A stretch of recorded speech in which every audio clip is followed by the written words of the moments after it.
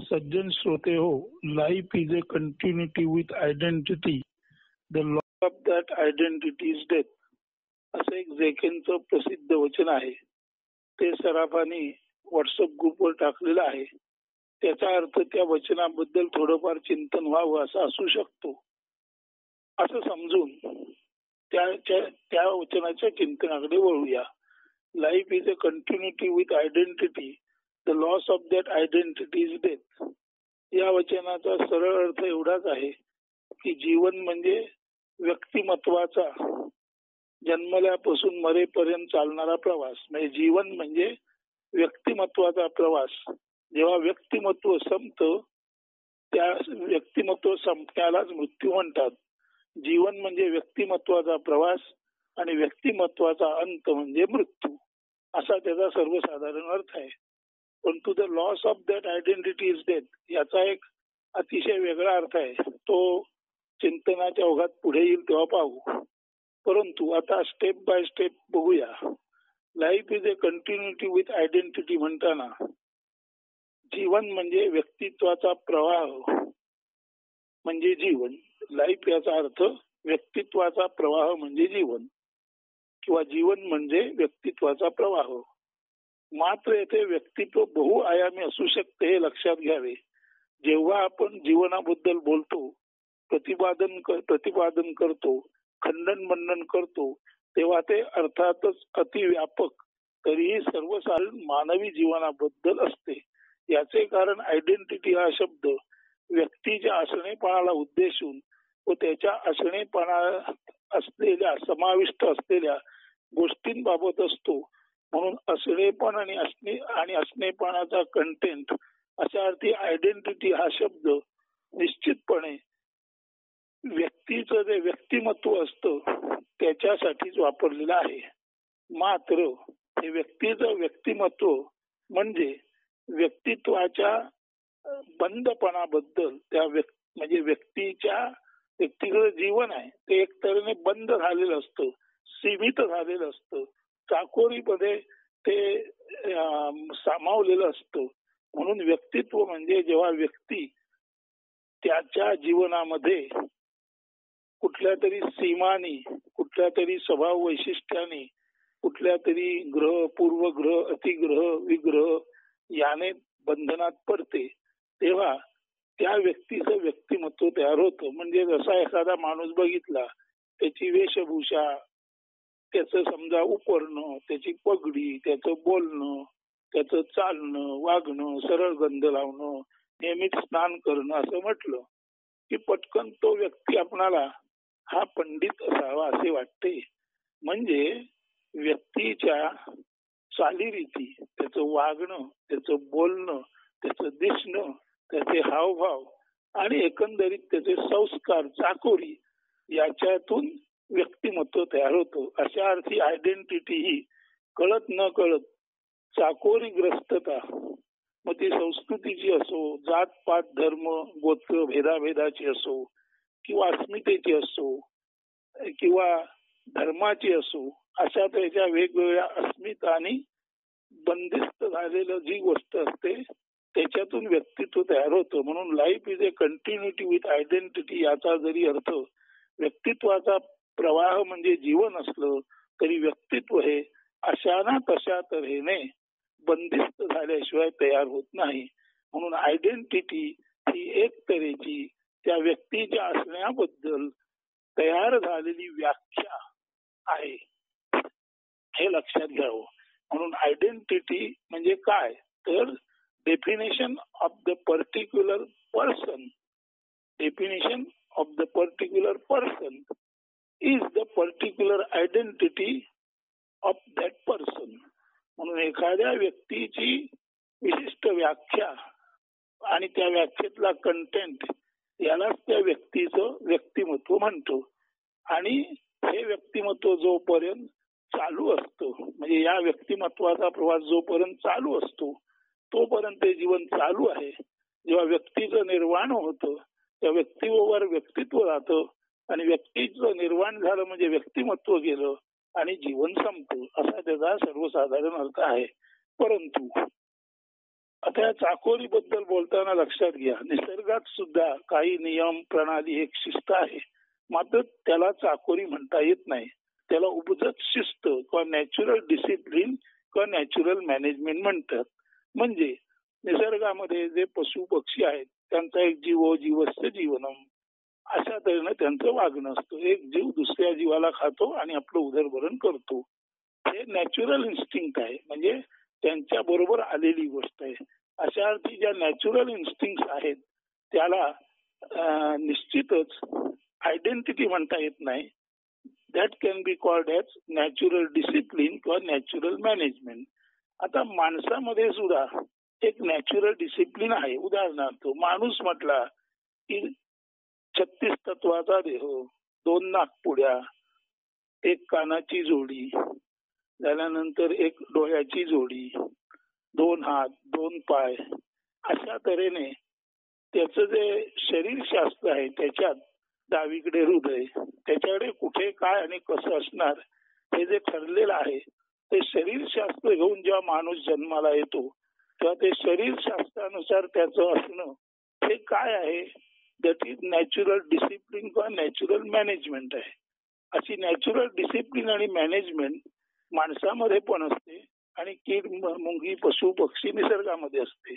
परंतु माणसामध्ये आयडेंटिटी नावाचा जो विशेष असतो तो त्याच्या वागण्यातून, बोलण्यातून, त्याच्या संस्कारातून, त्याच्या जाती पाती धर्म कुल गोत्र वगैरे वगैरे गोष्टीतून, श्रेष्ठ कनिष्ठता, माझं तुझं, उच्च नीच, श्रीमंत गरीब या सर्व समजुतीतून तयार झालेलं जी गोष्ट असते ती खऱ्या अर्थाने आयडेंटिटी म्हणजे व्यक्तिमत्वाला जन्म देते.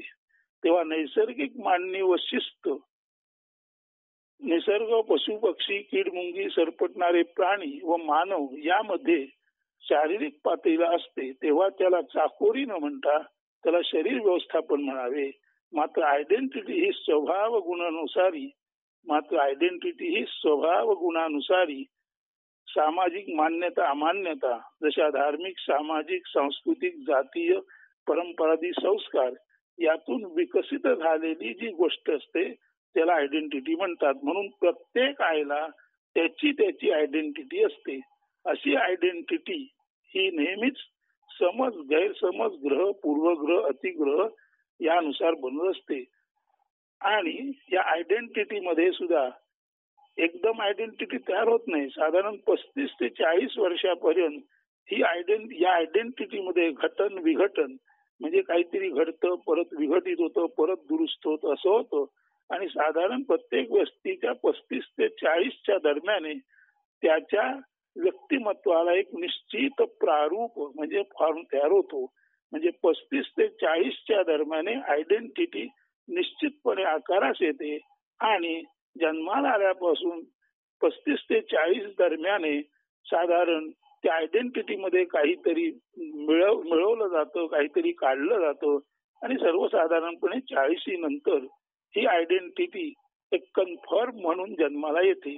आणि अशा तऱ्हेने प्रत्येक आहे आणि त्याची आयडेंटिटी, अशा तऱ्हेने माणूस आयडेंटिटी वाईज ओळखला जातो.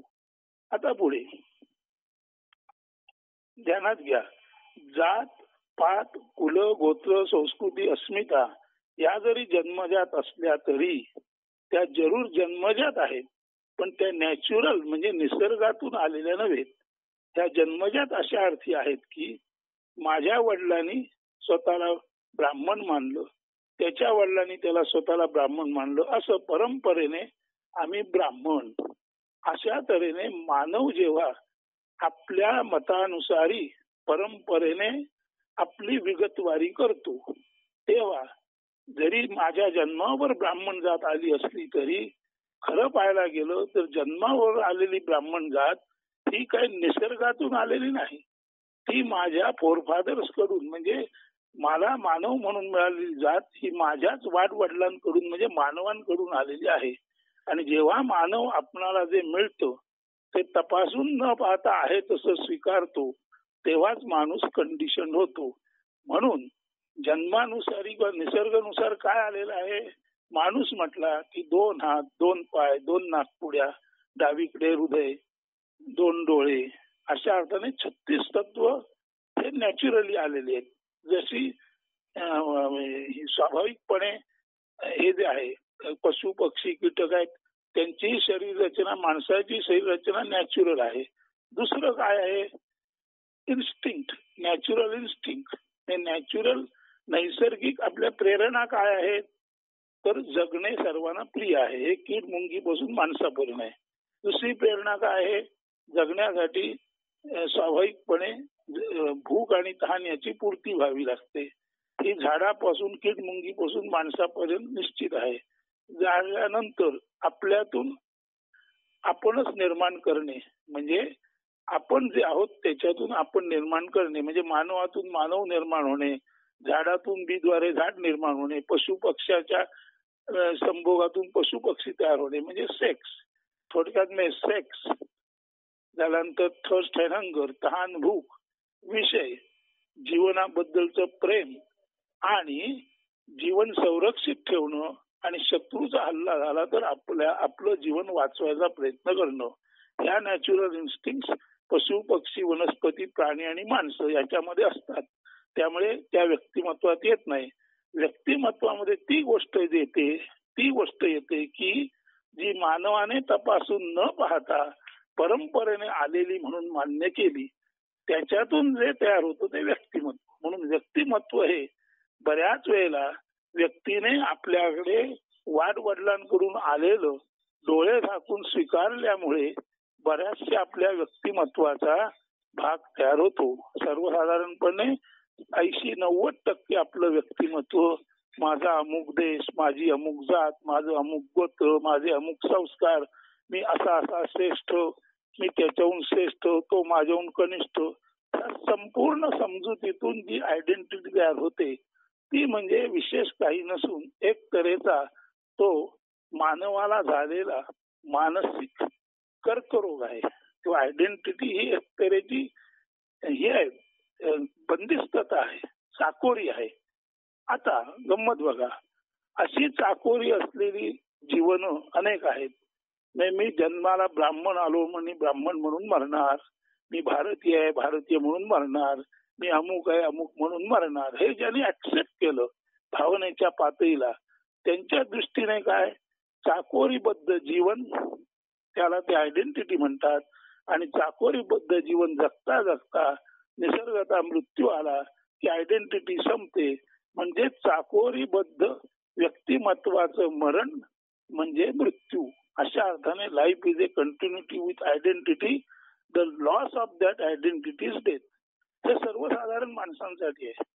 परंतु जी माणसं ही चाकोरी तपासून पाहतात, कबीर म्हणतो काय, पाणी प्यावे गाळून आणि गुरु घ्यावा तपासून, त्या पद्धतीने या मानव श्रद्धा जी माणसं तपासून पाहतात त्यांना ही गोष्ट नैसर्गिक नसून मॅनमेड आहे, मानव निर्मित आहे, भेदाभेदे मानव निर्मित आहेत, त्या अर्थी ते चूक आहे ते समजतं. आणि अशी माणसं आपल्या व्यक्तिमत्वात जरी थोडंफार काही मानव असेल तरी आपल्या चिंतन क्षमतेने, आपल्या कुशाग्र बुद्धीने आपलं जे मानवी व्यक्तिमत्व आहे ते नष्ट करतात. आता बघा, सर्व व्यक्तिमत्व मानवच आहेत का, कारण ती न स्वीकारता घेतलेली आहेत. अशा अर्थाने व्यक्तिमत्व गेलं की मृत्यू येतो.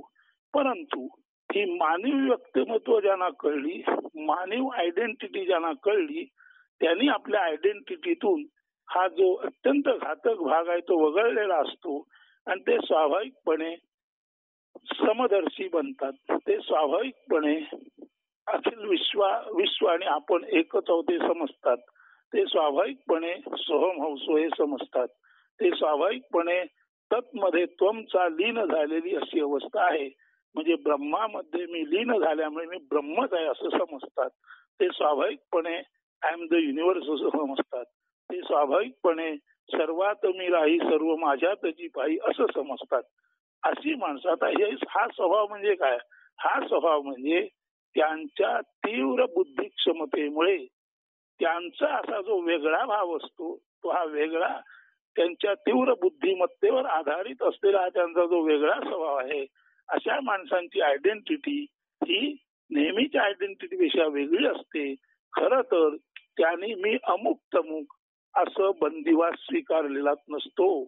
म्हणून अशी माणसं मरतात तेव्हा त्याला असं म्हणता येत नाही की life is a continuity with identity, the loss of that identity is death.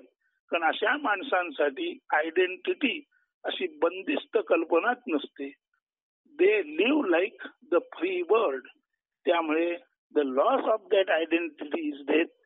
Life is a continuity with identity, the loss of that identity is death. हे वाक्य केवळ आणि केवळ जे लोक बंदिस्त आहेत, ज्यांची मन चाकोरीग्रस्त आहेत, त्या चाकोरीग्रस्ततेतून ज्यांच्यामध्ये आयडेंटिटी निर्माण झाली, अशी चाकोरीग्रस्त माणूस चाकोरीग्रस्त जीवनाने सुरुवात करतात, मधल्या काळात चाकोरीग्रस्त जीवन जगतात आणि मरतानाही त्या चाकोरी सहित ते मरतात. म्हणून चाकोरी मरणं म्हणजे डेथ आणि चाकोरीत जगणं म्हणजे जीवन, असा त्या वचनाचा अर्थ झाला. मात्र the loss of that identity is death हा दुसरा भाग आहे, तो असामान्य प्रतिभेच्या लोकांसाठी लागू नाही. अशी माणसं स्वाभाविकपणे आपल्या तीक्ष्ण बुद्धीच्या, आपल्या चिंतनशीलतेच्या, आपल्या इंटेलिजन्सच्या, आपल्या विजडमच्या द्वारे संपूर्ण चाकोरी बाह्य जीवन जगत असतात. आणि असे जे चाकोरी बाह्य जीवन जगत असतात ते त्यांना चाकोरीच नसल्यामुळे चाकोरीचा मृत्यू होणं आणि चाकोरी मेली म्हणून मृत्यू येणं असा त्यांचा प्रवास नसतो. त्यासाठी the loss of identity is like a flight of eagle in the free sky of wisdom and intelligence, and not death at all, but it is the new birth in the same life with an extraordinary intellectual capacity. म्हणून ज्यांनी ही चाकोरीबद्धता identity आपल्या शहाणपणाने नष्ट केली, त्यांच्यासाठी त्यांनी ती नष्ट केलेली आहे. त्यांच्यासाठी जन्मजात आयडेंटिटी त्यांनी जेव्हा नष्ट केली तेव्हा ते मरतात असं नाही, तर त्यांच्या दृष्टीने लॉस ऑफ आयडेंटिटी म्हणजे न तपासता पाहिलेल्या, न तपासता स्वीकारलेल्या आयडेंटिटीला जेव्हा त्यांनी तपासून नकार दिला तेव्हा त्यांची आयडेंटिटी गेली. पण अशी आयडेंटिटी गेली, असं व्यक्तिमत्व गेलं तरी ज्ञानी माणसांसाठी लॉस ऑफ आयडेंटिटी हा मृत्यू नसतो. उलट पक्षी लॉस ऑफ आयडेंटिटी ही त्यांच्या दृष्टीने एखाद्या विशाल गरुडाची मुक्त आकाशात घेतलेली झेप असते आणि ते आकाश म्हणजे त्यांचं शहाणपण, त्यांचा इंटेलिजन्स यांना अपुरं पडणारं आकाश असतं. म्हणजे शहाणपण आणि बुद्धिमत्तेच्या आकाशात एखाद्या ज्ञानी माणसाने गरुडाप्रमाणे झेप घ्यावी आणि ते आकाशही त्याच्या बुद्धिमत्तेला कमी पडावं, अशा तऱ्हेची लॉस ऑफ आयडेंटिटीज डेथ ही स्थिती ज्ञानी माणसांसाठी नसते. त्यांच्यासाठी जाणीवपूर्वक त्यांनी तपासून खोट्या गोष्टी टाकून ज्या परंपरेने आलेली आयडेंटिटी ती नाकारलेली असते. आणि आता त्याची आयडेंटिटी म्हणजे एवढंच असतं, पाणी प्यावे गाळून आणि गुरु घ्यावा तपासून, सर्व गोष्टी तपासत आपल्या चिंतन क्षमतेच्या आधारे ते असे पुढे जातात की एखादा गरुड शहाणपणाच्या आणि बुद्धिमत्तेच्या आकाशात झेपावा. एखाद्या गरुडाने शहाणपण आणि बुद्धिमत्तेच्या आकाशात उंच भरारी घ्यावी, तशा तऱ्हेने ही संत माणसे शहाणपण आणि बुद्धिमत्तेच्या आकाशात उंच भरारी घेतात आणि इतरांना ती दीपस्तंभासारखी मार्गदर्शक होतात. त्यांच्या दृष्टीने व्यक्तिमत्वाचा शेवट म्हणजे खरं तर एकाच जन्मात नव्याने घेतलेला अधिक शहाणपणातला, अधिक बुद्धिमत्तेचा, अधिक संतत्वाचा, अधिक जगाला मार्गदर्शक होणारा असा तो जन्म असतो. म्हणून शहाण्या किंवा ज्ञानी माणसांच्या दृष्टीने लॉस ऑफ आयडेंटिटी हा डेथ नसतो, तर त्यांच्या दृष्टीने लॉस ऑफ आयडेंटिटी म्हणजे आपल्या ज्ञानाच्या शहाणपणाच्या जोरावर शहाणपणाच्या आकाशात उत्तुंग भरारी घेणं आणि आपल्या वागण्याने लोकांना समत्वाचा, झाल्यानंतर विराट बुद्धीचा, ब्रह्मत्वाचा आदर्श देणं. अशा तऱ्हेने हे संत माणसं जी असतात त्यांची आयडेंटिटी जेव्हा नष्ट होते तेव्हा ते खऱ्या अर्थाने उजळून निघतात.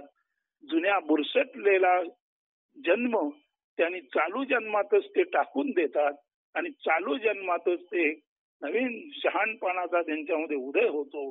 ते ज्ञानी दीपस्तंभ म्हणून समाजाला मार्गदर्शक होतात. तेव्हा the loss of that identity is death याचा सर्वसाधारण अर्थ ज्ञानी माणसांबद्दल घ्यायचा नाही. ज्ञानी माणूस आपलं वेडेपण टाकतो आणि शहाणपणात जन्म घेतो.